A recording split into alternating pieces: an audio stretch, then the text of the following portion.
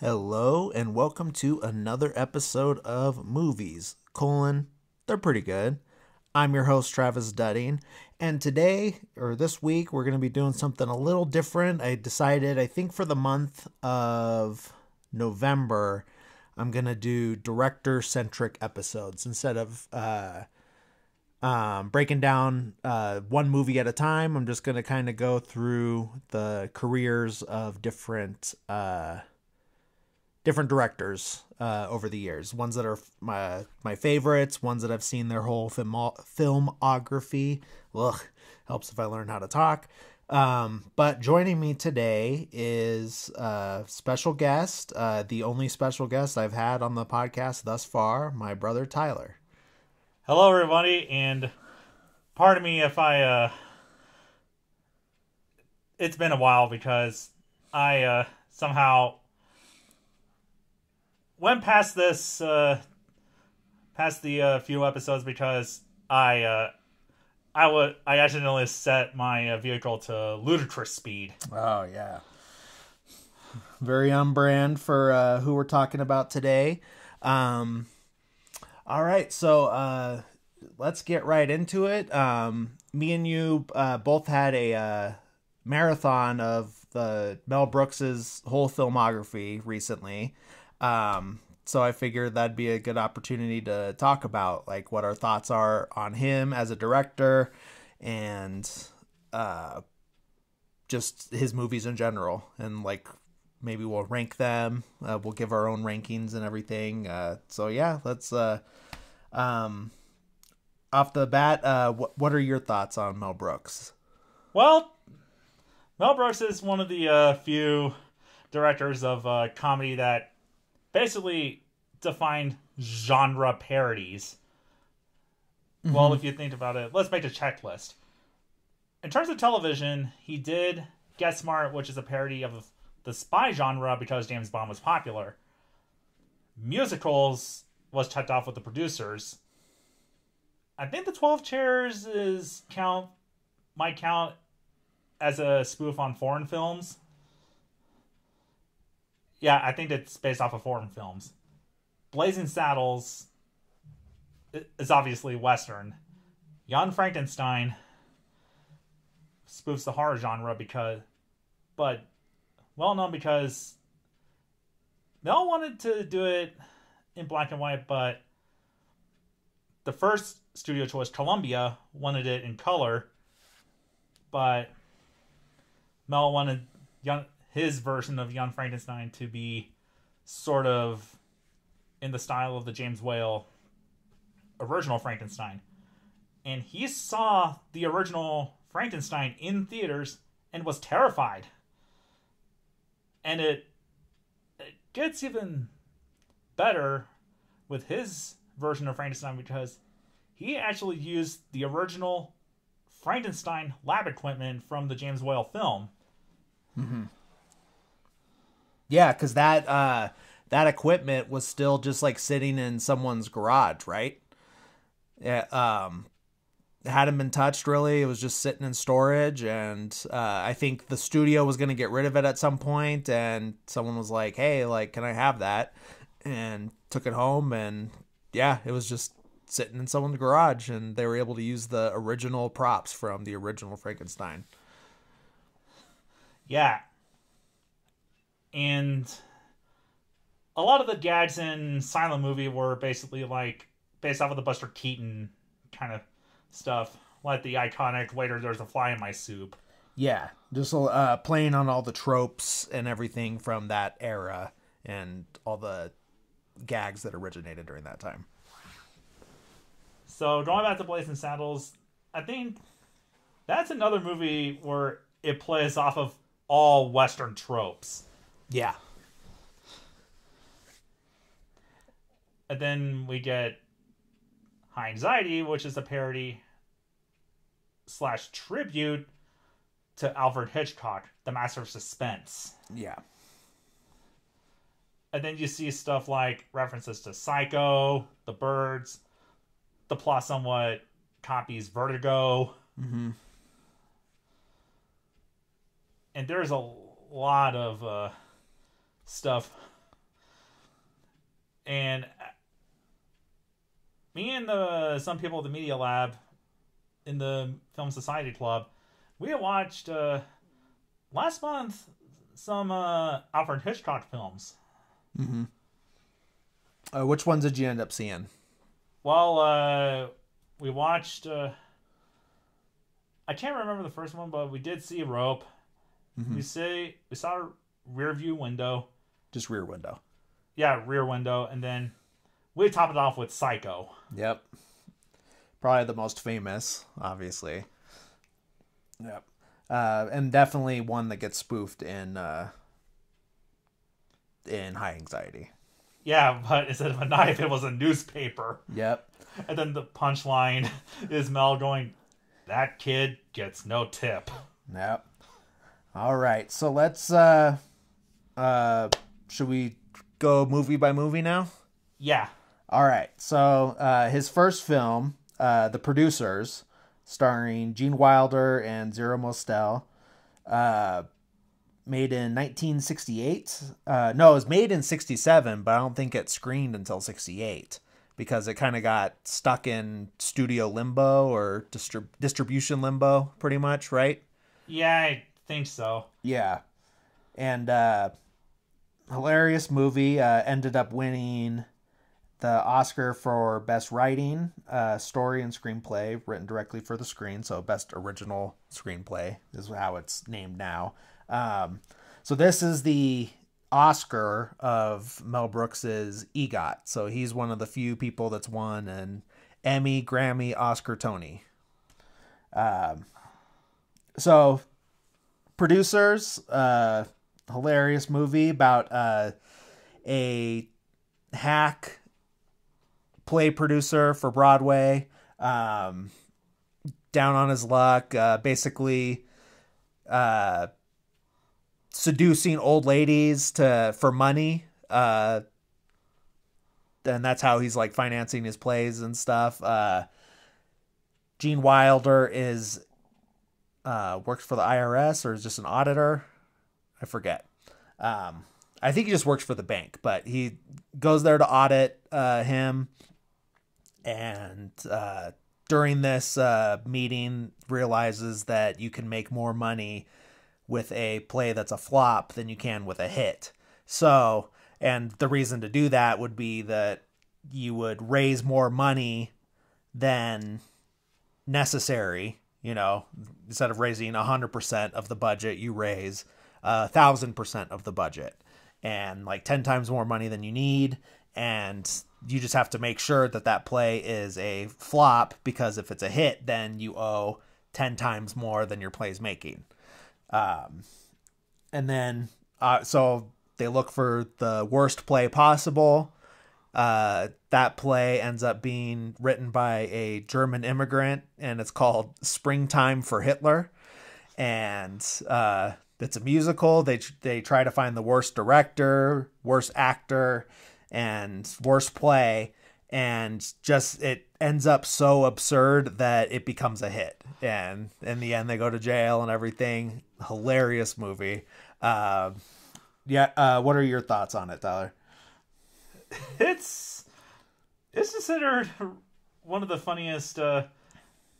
It's considered a good starting point in Mel Brooks' directing. Mm-hmm.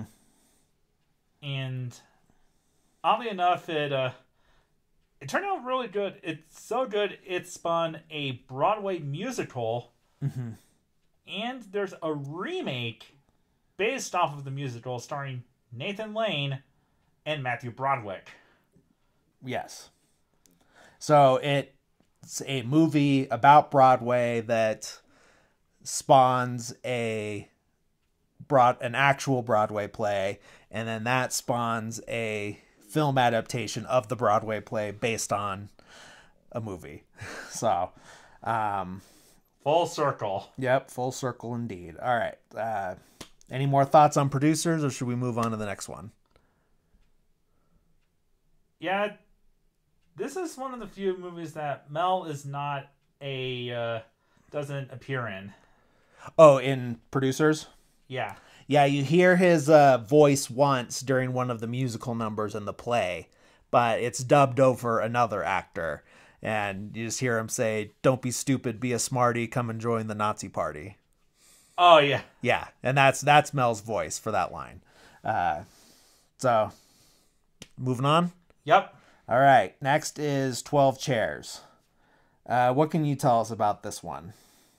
Well, it was sometime, it takes place in the time at the start of the Soviet Union. The Russian monarchy has fallen. Yep. And this aristocrat, his mother died, and before dying, she tells her son that she had left a lot of money in one of the 12 chairs. Yeah, basically like the family jewels and all the money and everything was inside the upholstery of one of these chairs that they had in their mansion before it got taken over by the Soviets. So it's him versus a priest that was giving the mother her last rites and found out about the money as well, and it's basically just this race to go be the first to find the money. It's starring Mel Brooks was the former servant, right, of the family. Yes. So he makes appearances through it, but he's not one of the main characters. You got Ron Moody. He's the former aristocrat, right? Yes. Frank Langella is the guy that's helping him. He's kind of like a con man type guy. A little bit of a drifter, but, you know, with a good heart and everything, right? Is that how you describe him, probably? Yeah, compared to other villain roles he did, like Dracula in the 70s and Skeletor in the train wreck of a movie called Masters of the Universe. Yeah. And then the priest is played by Dom DeLuise, who is a recurring ensemble player for Mel Brooks films. Yeah, and also this guy by the name of Don Bluth. Mm-hmm. What about him? Yeah, Dom did a lot of did some character voices for Don Bluth. The only ones he didn't do were, I think the only good ones that he was not in was Land Before Time. Okay, so you're saying Dom DeLuise was a frequent Don Bluth player too? Yes. Okay. All right. You have anything else to add on 12 Chairs? Well, all I have to say is, hope for the best, expect the worst. Oh yeah, that's the theme song, right? Pretty much. Okay. Now we come to my personal favorite, Blazing Saddles. Yep. This is where the genre parodies come in. Yeah, this is the first full-on genre parody, and probably the first like actual spoof, whatever you want to call it, type film. The jokes are completely over the top, but like in the best way, in my opinion at least. Just extreme, just silly, over the top. Co-written by Richard Pryor, who was supposed to star in it, but the studios wouldn't let the film get made if Richard Pryor was in it because he had like a spotty history and like drug problems and arrests and stuff like that. So yeah, he was too big of a risk, but he still did write the film with Mel. And but it stars Cleavon Little. Yeah, Cleavon Little in the role that would have been Richard Pryor's, and Gene Wilder again, back from the producers. And Harvey Korman as the villain. Yep, Harvey Korman as the villain. Hedy Lamarr. That's Headley. Yeah. Mel Brooks as the mayor, right? Or the governor. Yeah, governor. Governor. And the Native American chief. Yeah, a few other roles in there. Dom DeLuise is in like a cameo role towards the end as a film director when the film goes totally meta, literally breaks the fourth wall. They break out of the Western set into the studio set at the end, and just it gets crazy. It gets off the walls. Yeah, at this point, the movie just stopped caring. Yep. But yeah, hilarious movie. I'm not just gonna. I could spend hours just repeating lines from it, but any other like trivia you want to add to it though? Yeah, in terms of, I think one of the big female actors started with this one, and it's Madeline Kahn. Yeah, that's right. That's who I was forgetting. Another frequent Mel Brooks star, Madeline Kahn. She plays what's the character? Lillian von Stupp. That's right. She's like a German, not like burlesque, but she's a German singer, entertainer. Yeah. Any other Blazing Saddles tidbits, or ready to move on? Well, one of the best fart gags came from this movie, and also wasn't it also like one of the first fart gags in a movie, pretty much? Yeah. Is that true, or is that just like I think it's true. a misconception? Yeah, I think it's true. Yeah. And some of the racial slurs in this one, I think it's been used frequently to the point where the whole point of this movie is how absurdly stupid racism is. Yes. Yeah, it's like I think the goal of him and Richard Pryor was to point out the absurdity of racism, the stupidity behind it and everything like that, and then but it uses racism to make fun of racism, basically, right? That is correct. Yeah. Yep. Okay, I think that's it for that one.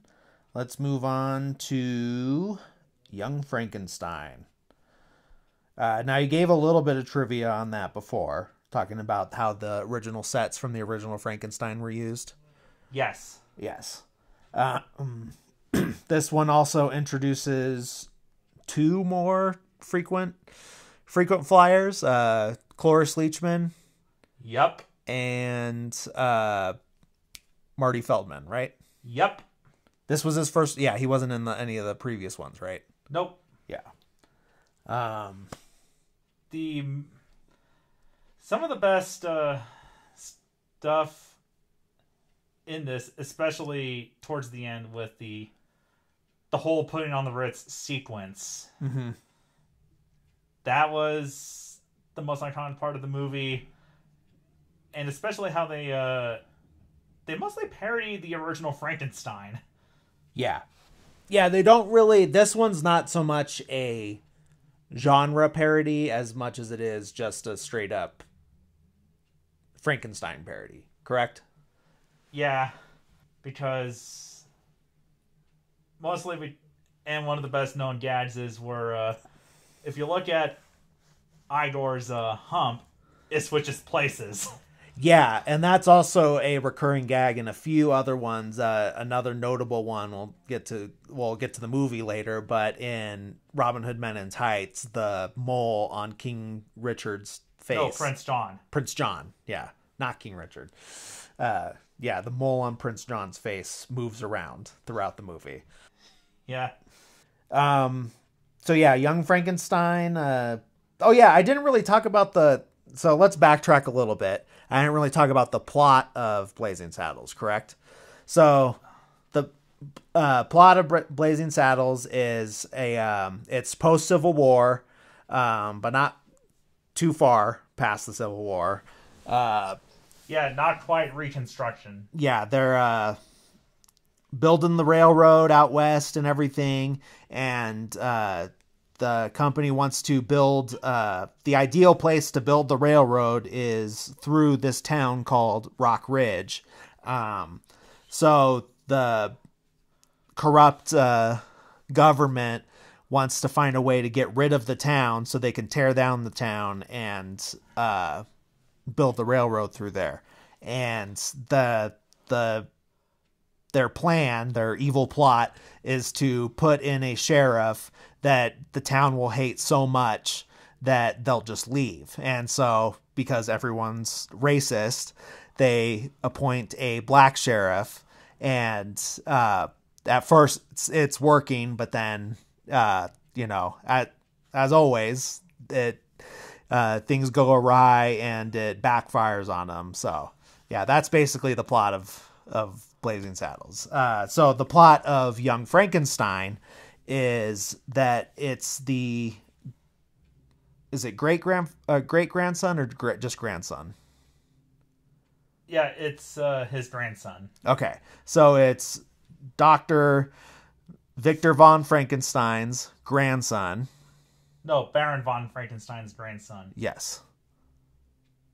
But he's the son of Victor Frankenstein. Okay. Actually, he is the grandson of Victor Frankenstein. Yeah, that's what I said. Yeah, his great-grandfather was Baron von Frankenstein. Oh, okay. Got it. So which one is the Frankenstein from the movie, the 30s movie Frankenstein?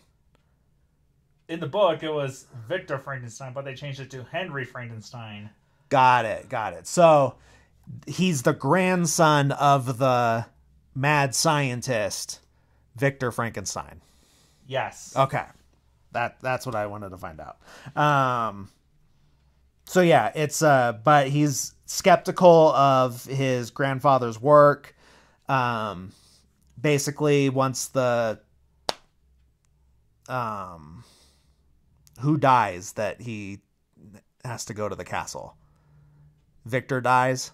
Yeah, I think so. Yeah. He goes to the castle, and basically is led to the laboratory, gets inspired, thinks that he could do it the right way this time. And, it's a comedy, so it works, but it doesn't work in a different way, and I don't want to spoil like jokes and stuff like that, but it's Gene Wilder playing the Frankenstein, or Frankenstein. That's a running gag. And a fun tidbit about this, there's a joke in this film where he first gets to Transylvania. He meets his assistant Igor, and then when he corrects him on the pronunciation of Frankenstein to Frankenstein, Igor says it's pronounced Igor. Then he says walk this way, like come this way, but he makes him walk like a specific in like a specific stance and everything. And that joke from this movie is what inspired the song Walk This Way by Aerosmith. They had gone to see it while they were on tour, and they just loved that joke, and then Steven Tyler had an idea for a song after that. And it also becomes a running gag that gets repeated in History of the World Part 1 and later Robin Hood Men in Tights. Yes, exactly. So yeah, you got Gene Wilder playing Frederick Frankenstein. Madeline Kahn is his fiancée, Elizabeth. Marty Feldman plays Igor. Peter Boyle, the dad from Everybody Loves Raymond, he plays Frankenstein's monster. Cloris Leachman, Frau Blucher. Terry Garr plays lab assistant Inga. And yeah, that's it for the big names and the main characters. But yeah, this one's really funny. This is a great try to watch this once a year, particularly around Halloween. But yeah, great movie. Love it. A lot of good gags. And this one's, it's less silly than Blazing Saddles. It's funny. It's just as funny probably, but it's not so like over the top and ridiculous. And I don't know what the word I'm looking for is, but it's just it's a different type of comedy, but it works just as well. And maybe probably his like best movie as a like best film, if you want to be snooty about it. Any other thoughts on Young Frankenstein? Give it a watch while you still can. Yep. All right. Moving on. Silent movies next, right? Correct. All right. This one is basically one of the more based off of the physical comedy and visual gags. Yeah, I'd say so. Like you said before, really playing up those gags and tropes that were originated from the old silent films and silent comedies. Buster Keaton, Charlie Chaplin, Harold Lloyd, that type of stuff, right? Yeah, all the favorites. Yep. Plot on this one, it's a film director trying to make a revival of silent films, and it's taking place during the time period that it's made, right? It's taking place in the 70s. Yeah, it's more of a period picture now.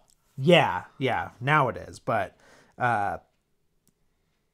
so yeah, he's trying to do like a revival of silent films. The entire film is silent, minus one gag where the one spoken word is spoken by a mime.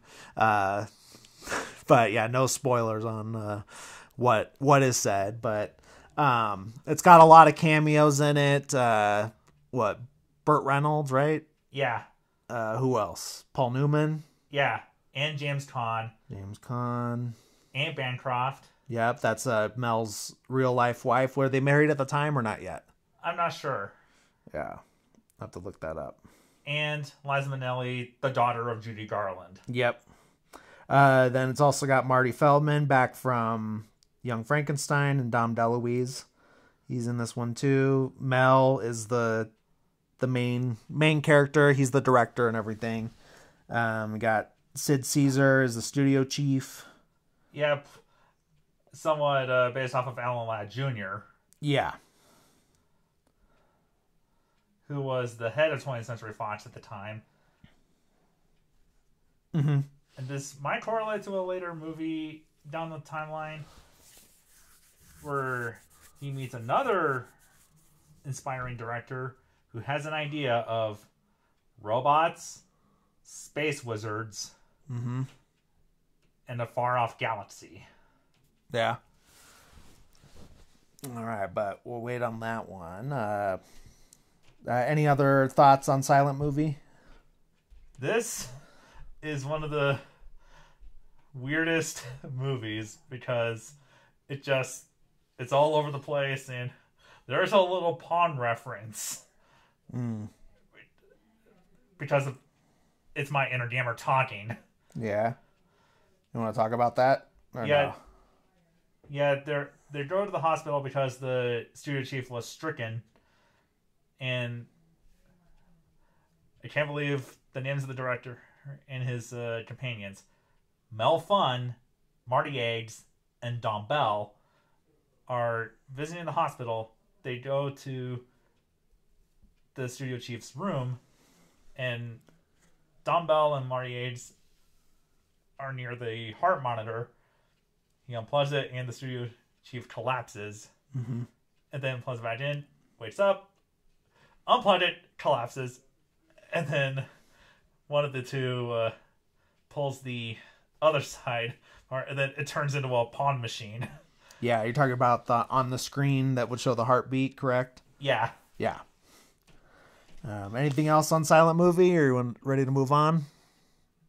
Well, I'm ready to move on, but this movie is inspired by a true story. Which one? That of the whole the production of the movie. Silent movie? Yes, because at the end it says this is based on a true story. Oh, okay. I forgot that gag. That was you were blowing my mind for a second. I'm like, really? Doesn't seem like any of this stuff really happened. Okay. All right. So High Anxiety is next, correct? Yep. Yep. And this is the homage to Alfred Hitchcock.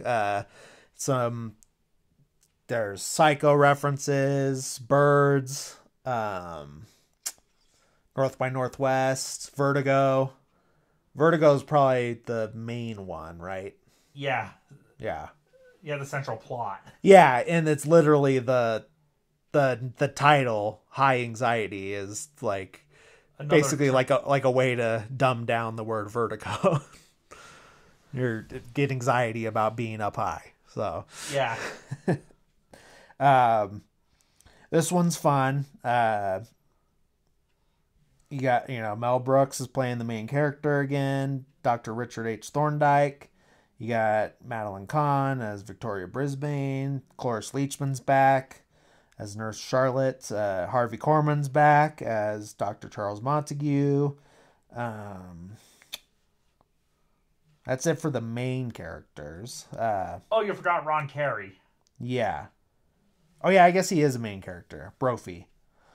So he's like the assistant, right? Or kind of like the driver for... Yeah, and photographer. Yep. Yeah. Anything you want to add on this one? Yeah, the whole zoom in, zoom out gag. Oh, yeah. So you get a part where they're... the camera is zooming in on them and they're inside eating, and as the camera zooms close to the window, it breaks through the window and then thus breaking the fourth wall and showing that that's a movie being made. But then they just like, everyone looks and then they just go about their business like nothing happened. And that gag gets reused in Robin Hood Men in Tights, right? Yeah, and they do the zoom out gag as well at the end. Oh, that's right. That's right.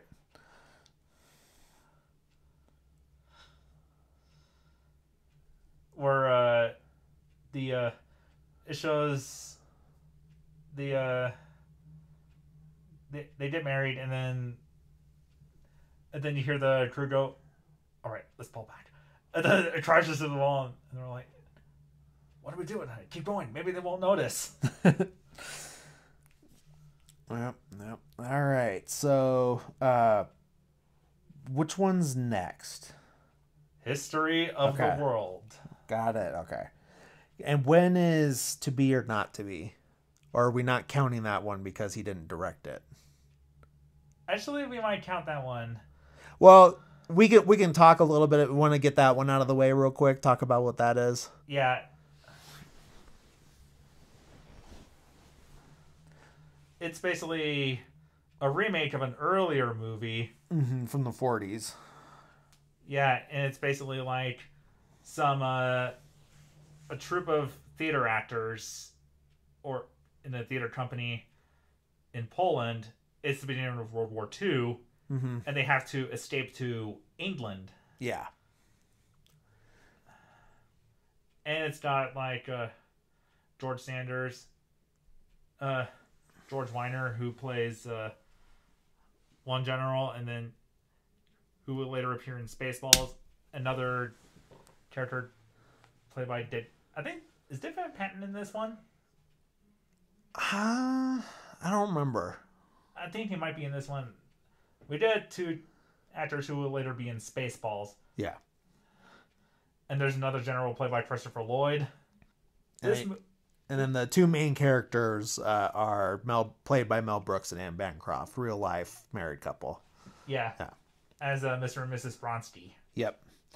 Okay, so History of the World Part 1.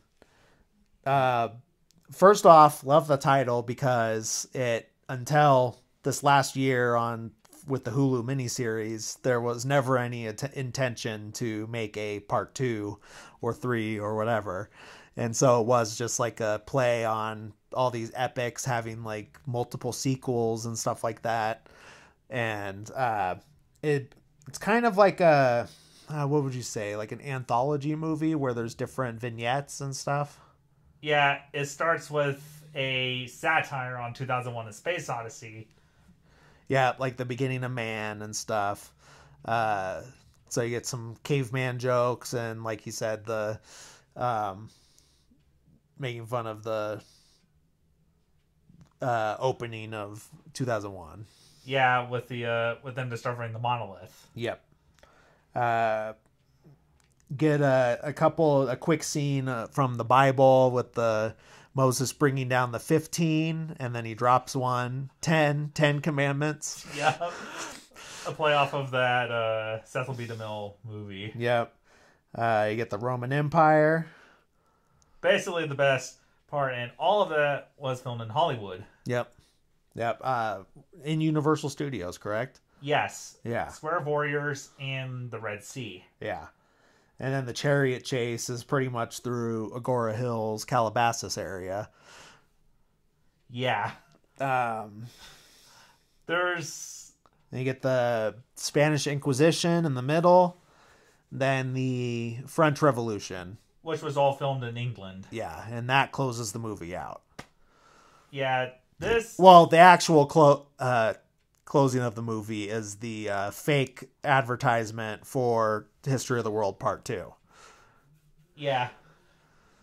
And this is one of the movies where they started doing the whole Deus Ex Machina trope joke. Yeah.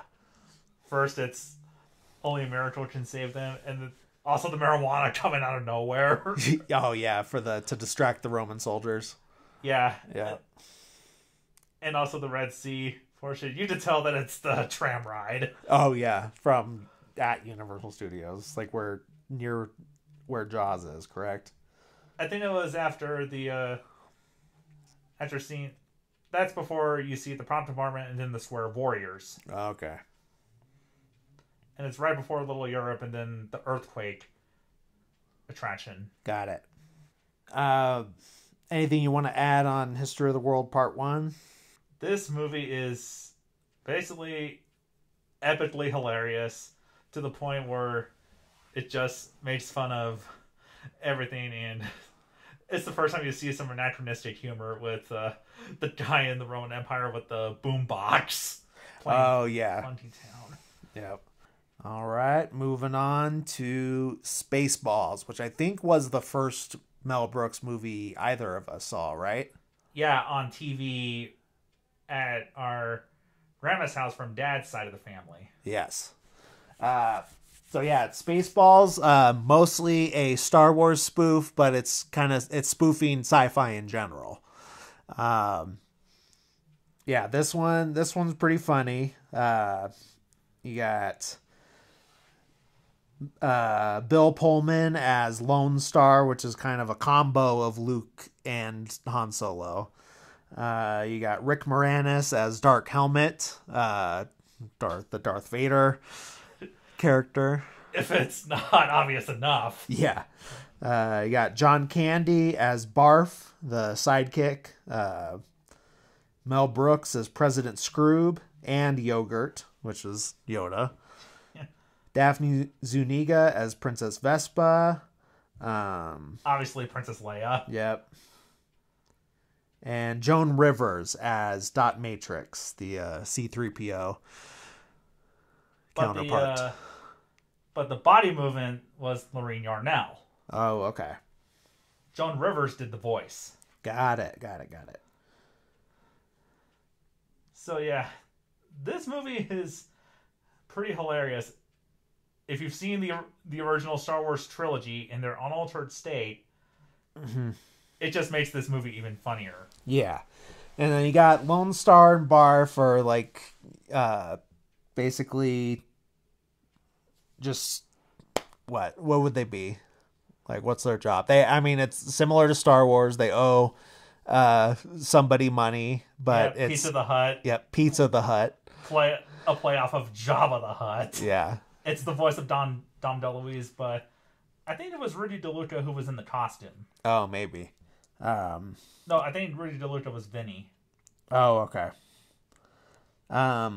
But yeah, they end up rescuing Princess Vespa as she's running away from her arranged marriage wedding. And then... And of course, the groom-to-be is Prince Valium, which is a play off of the comic book character Prince Valiant. Oh, okay. And also the Valium sedative. Yeah, exactly. Because he's like yawning and half asleep the whole time.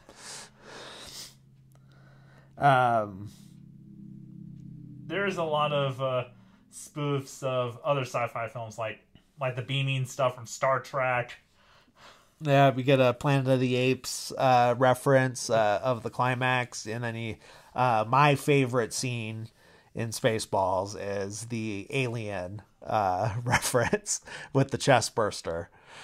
And it turns into an homage to the Looney Tunes cartoon One Froggy Evening. Yeah, that's Michigan J. Frog, right? The hello, my lady, yep. Hello, my honey. Yeah. Yeah, I remember that from the Little Giants VHS tape. Oh, that's what it was on. Okay. I was trying to remember where we saw that and why we saw that, as many times as we did. But that makes sense. Because it was the before feature presentation of Little Giants. We're celebrating the birthday of Mission J. Frog by watching the cartoon that made him a star. One Froggy Evening. Oh, okay. Dang. All right. Anything else to add on Spaceballs or? Well, this is one of the movies where they got permission from George Lucas to help with the special effects with ILM. Mm-hmm. And the whole merchandising scene was made because of George giving Mel the condition of not to make any merchandise of Spaceballs. Okay. And the other condition that was lesser known was not to have Lone Star be dressed as Han Solo. Got it. But Mel, being the clever guy he is, made Lone Star's wardrobe based off of Indiana Jones. Yeah. The other George Lucas, Harrison Ford character. Yeah. Because during his intro, you see him with the hat, but the hat disappears for the rest of the movie. Mm-hmm. All right. Next up, we got Life Stinks. This one is one that I had seen it, not when it came out, but when I was younger, when I was first getting into Mel Brooks and trying to watch all his movies. And this one, I didn't like it that much the first time I saw it, but in this rewatch, I was able to appreciate it a little more. It's the second lowest rated of his filmography on IMDb. Not that really matters, but yeah, this one's a greedy businessman makes a bet that he can live on the streets of LA for 30 days, right? Yeah, and the greedy and the other guy that Mel made the bet against is played by Jeffrey Tambor. Yes, exactly. So yeah, obviously he goes through with it. He wins the bet, but some, dirty dealings were done while he was away, and they make him look like a crazy person and everything. But he, along with the other homeless people that he's made friends with, basically fight the man at the end and win. Yeah.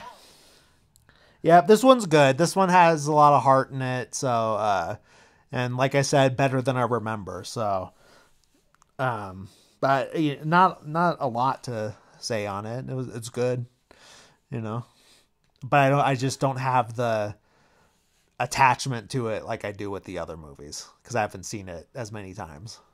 I've only seen bits of it, same as Travis did.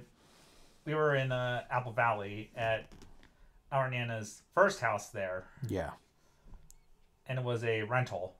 Yeah, we rented it from either Blockbuster or Hollywood Video, and that tells you how long ago this was.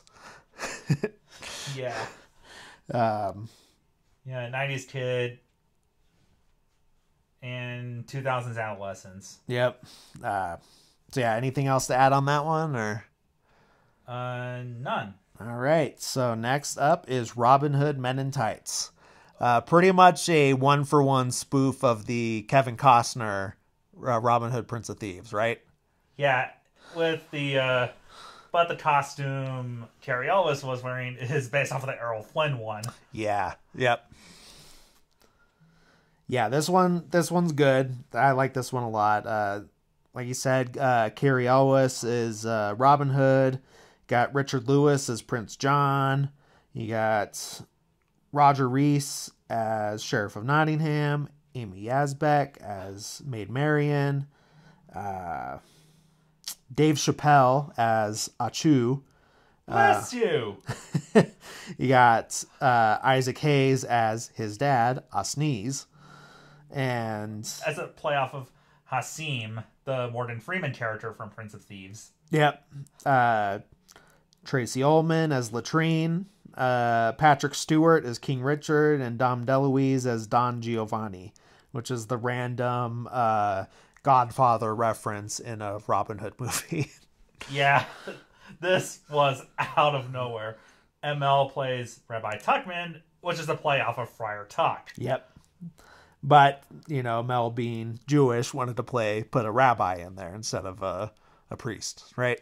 Yeah, and in terms of Robin Hood movies, this is right up probably the best of one of the Robin Hood adaptations. One of the two Robin Hood adaptations I've seen the whole thing of. The other one being the Disney version. Yeah.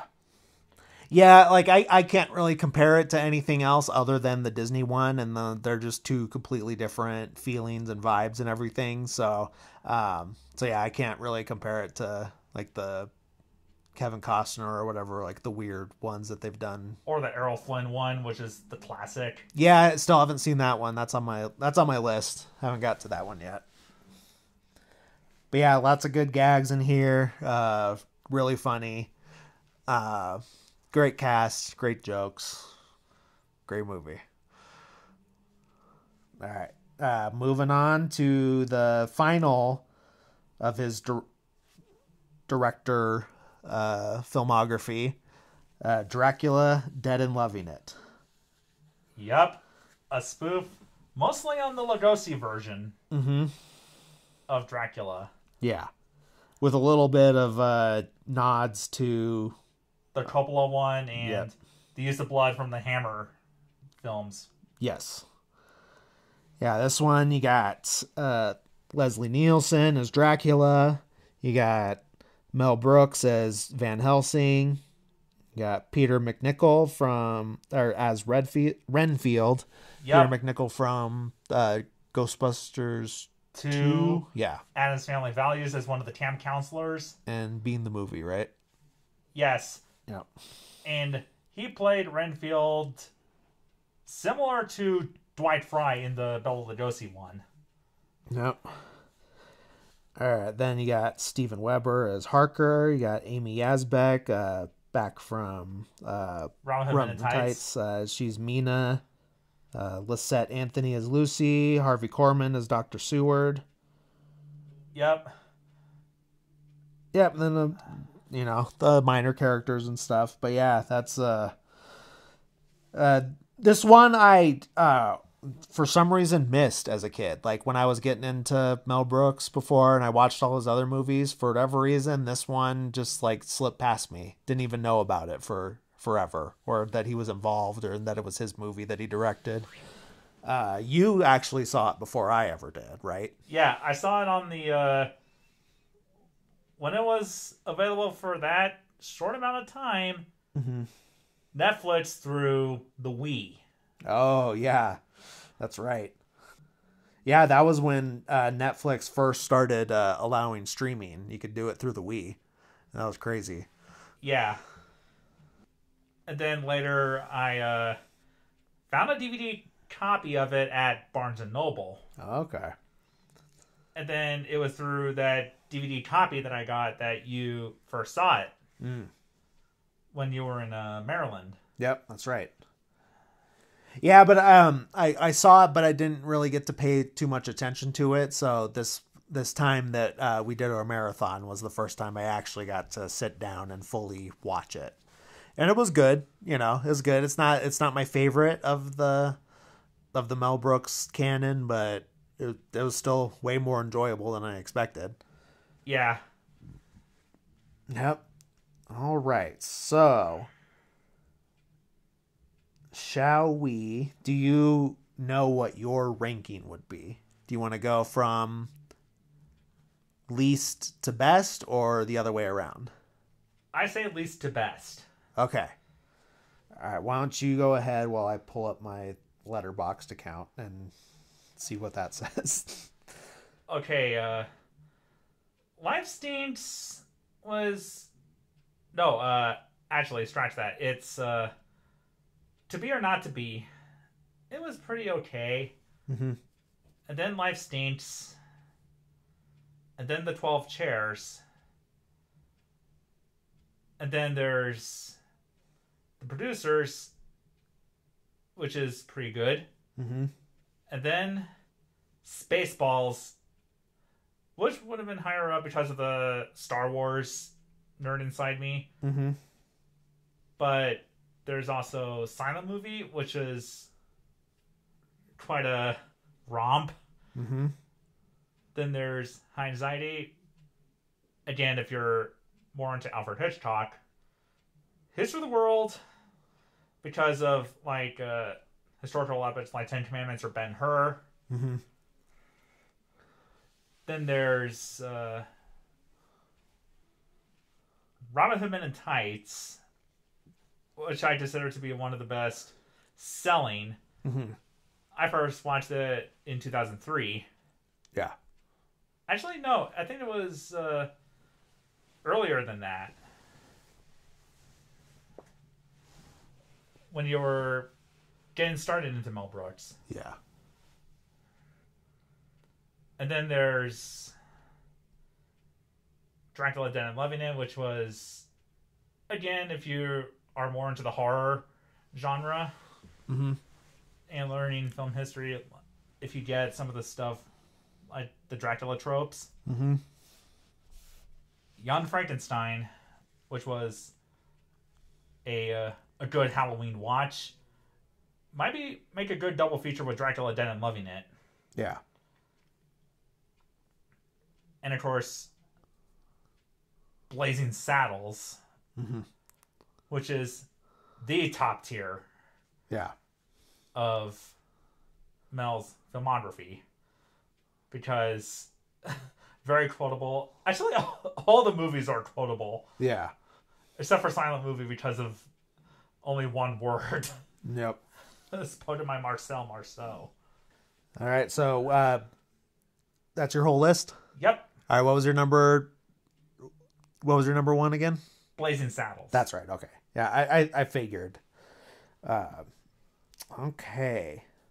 Well, now for my list. We got my in the bottom, I'm going to go with Dracula Dead and Loving It. I still enjoyed it. But it's just not one of my favorites. A little bit cheesier, some of the jokes made me groan a little bit, like, oh, but still not bad, in terms of Mel Brooks and that style of humor and everything. It was still a good movie. Next I'm going to go with Life Stinks. Like I said, it was better than I remembered, but it's still not like super memorable. Like not a lot's like living in my head. Not a lot of staying power, personally. Next I would go High Anxiety. A little bit better, a little more memorable than the other ones.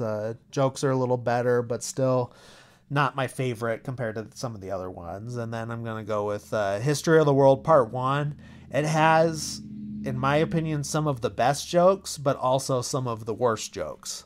That's just my opinion. A lot of stuff doesn't age well or just isn't funny anymore to me. But I still like it, still enjoy it.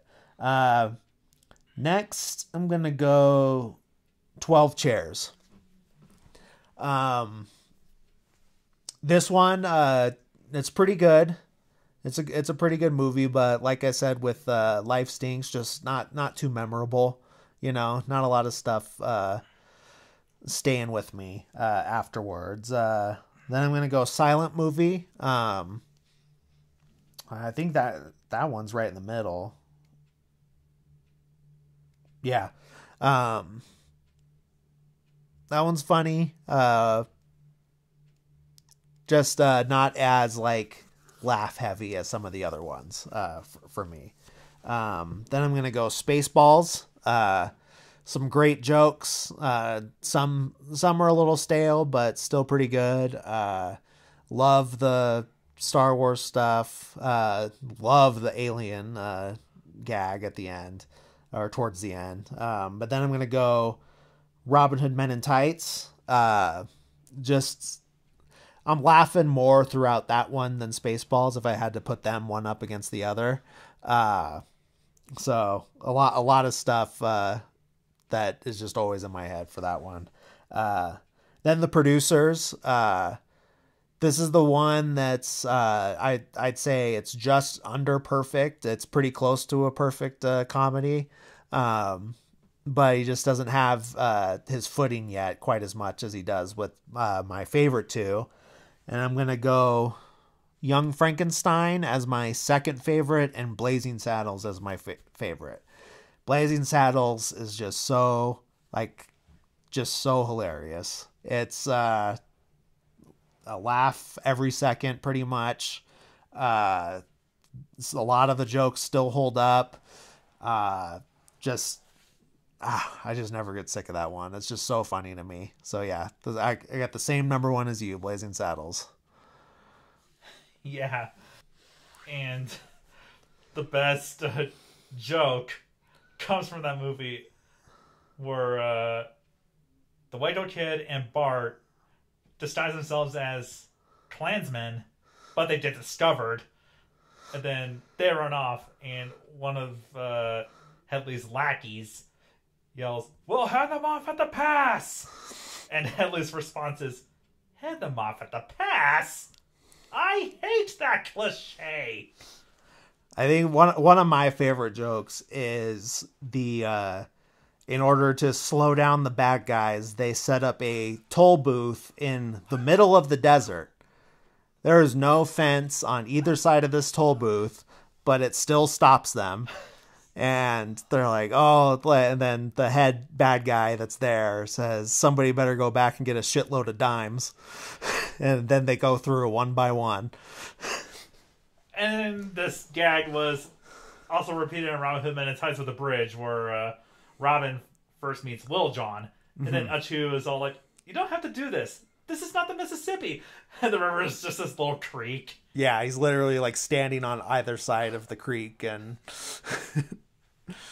yeah. But yeah,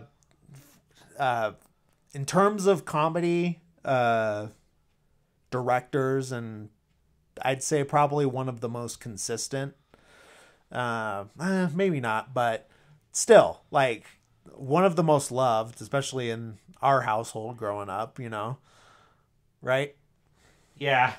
And really went full force when the multi-pack DVDs came out, and then later on the Blu-rays. Mm-hmm.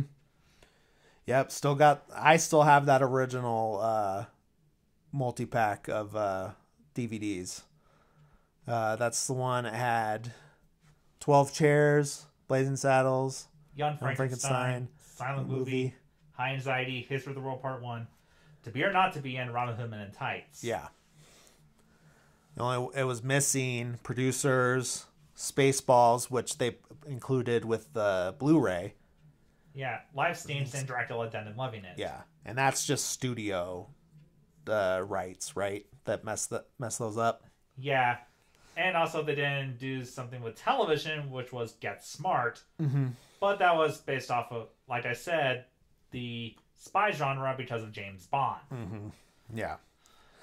And he also was a notable producer as well. Like, he did. He was the executive producer for The Elephant Man, the David Lynch film, which is very, very out of character for both David Lynch and Mel Brooks.